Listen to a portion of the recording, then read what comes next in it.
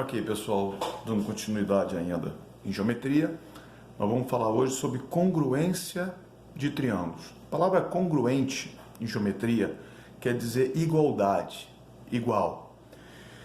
Mas antes da gente chegar nos triângulos, a gente precisa ver o que acontece com um polígono de uma maneira geral.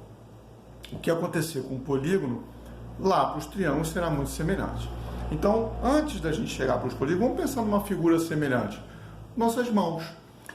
Como é que eu posso verificar que elas são semelhantes? A hora que eu sobreponho uma à outra, fica certinho, sem sobrar nada, tudo belezinha, uma em cima da outra. Então, figuras congruentes são figuras aquelas no qual, quando eu transpor uma para cima da outra, mesmo que mentalmente, a gente vai conseguir estar colocando, casando certinho elas uma em cima da outra. Então, eu coloquei aqui para vocês o seguinte: para que dois polígonos eles sejam ditos congruentes, tem que acontecer algumas situações.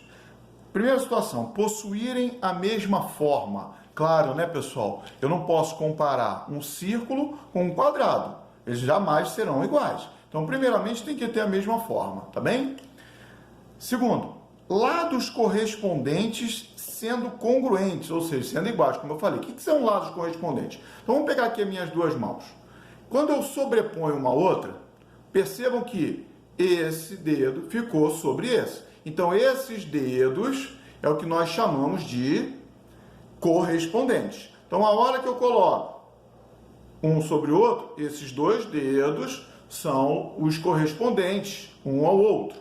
Então, lados correspondentes são aqueles que, quando sobrepostos, eles poderão, eles representarão a mesma coisa. Então, esses lados têm que ter as mesmas medidas, tá? Esses lados correspondentes.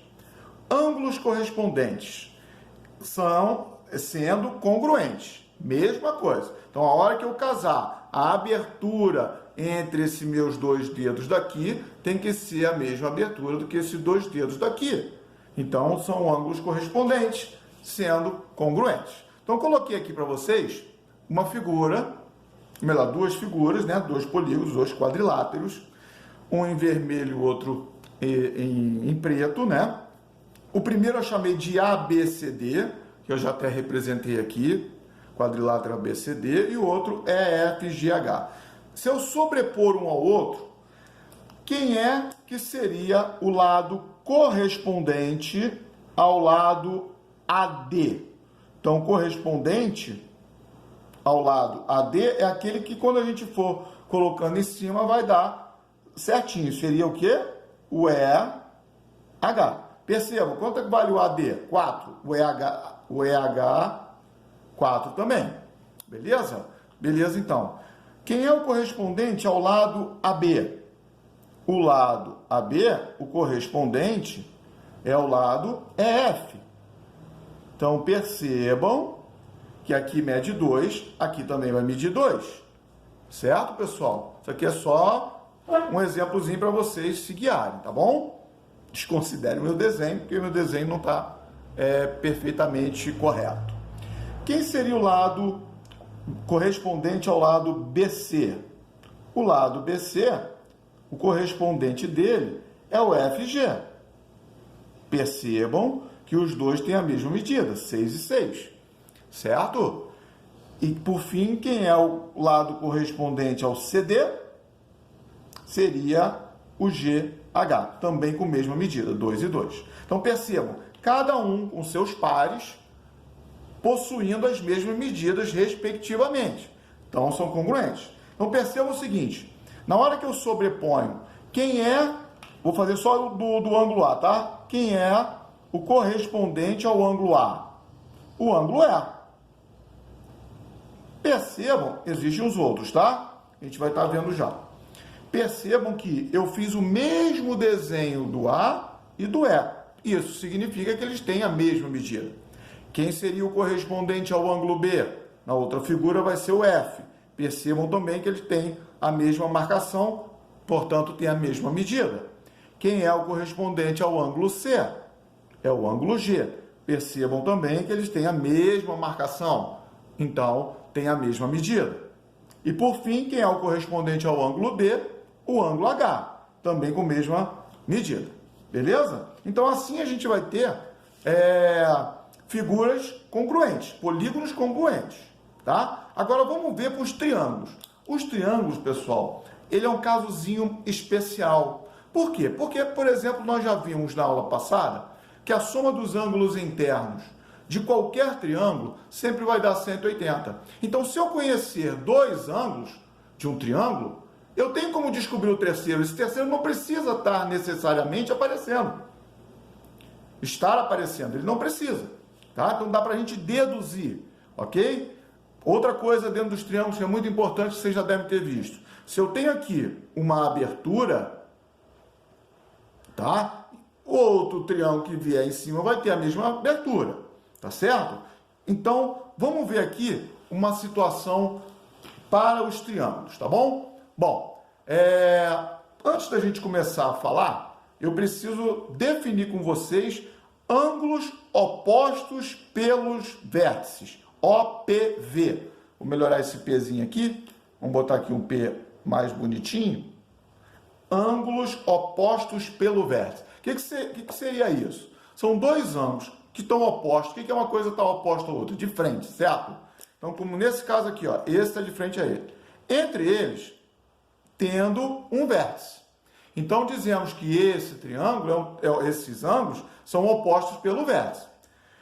Uma das características desses ângulos é que eles são sempre iguais. Então, a medida daqui é a medida daqui. Eles são congruentes. Tá certo, pessoal? Isso é importante na hora que a gente for ver alguns exemplos, alguns exercícios, tá? Então, veja bem. O que a gente precisa estar fechando bonitinho? Uma coisa muito importante. O símbolo de congruência é esse igual triplo aqui, tá? É o símbolo de congruência. Dentro dos triângulos, como eu falei, eu não preciso verificar tudo aquilo que a gente viu para os polígonos.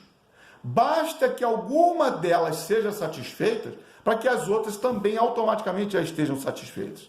Então, nós temos aqui 5 casos de congruência. O primeiro caso se chama LAO. O que é isso?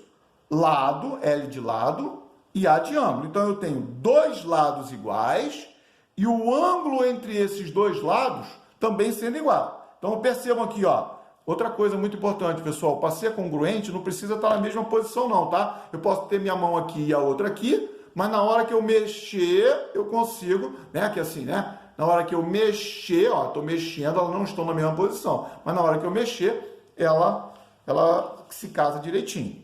Então, nesse caso aqui, eu tenho um lado com um pauzinho, um lado com um pauzinho, então são iguais.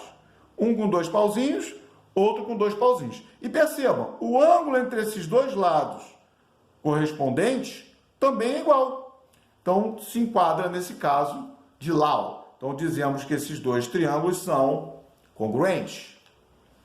Segundo caso. Segundo caso, LLL. Ora, se lado L representa lado, então, lados correspondentes iguais, os três, ó. Então, um pauzinho, 2 pauzinhos, 2 pauzinhos, 3 pauzinhos, 3 pauzinhos. Então, tá tudo igualzinho, seus pares correspondentes iguais, então eles são congruentes. Aqui, terceiro caso, ALA. Então, já dá para a gente já mais ou menos concluir o que vem a ser.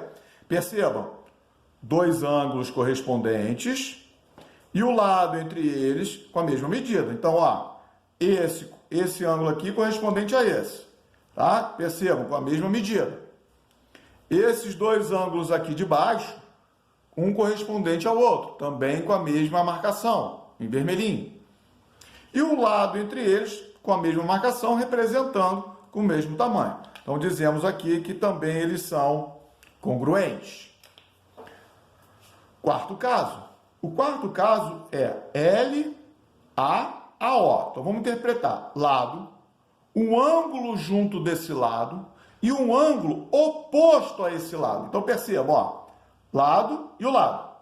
Beleza, com a mesma medida, então significa que tem a mesma, com a mesma marcação, tem a mesma medida. Esse ângulo que está junto do lado, com esse ângulo que está junto do lado, com a mesma medida. E o ângulo oposto ao lado, esse. Percebam? Ângulo oposto ao lado, também com a mesma medida. Então, dizemos que eles são também congruentes. E o caso especial, a gente chama de cateto e hipotenusa. Para quem não viu, o cateto e hipotenusa só pode ocorrer num triângulo retângulo.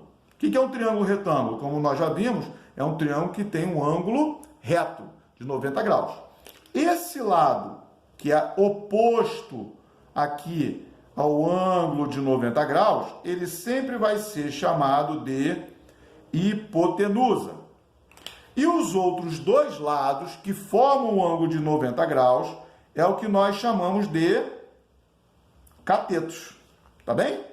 Então, hipotenusa é o que está de frente ao ângulo de 90 graus e os dois lados que formam o ângulo de 90 graus são os catetos. Então, se eu tiver dois triângulos retângulos, as hipotenusas tendo a mesma medida e um dos catetos tendo a mesma medida, eu posso dizer também que esses triângulos são congruentes. Tá bem? Então, visto isso, vamos ver alguns exemplos agora.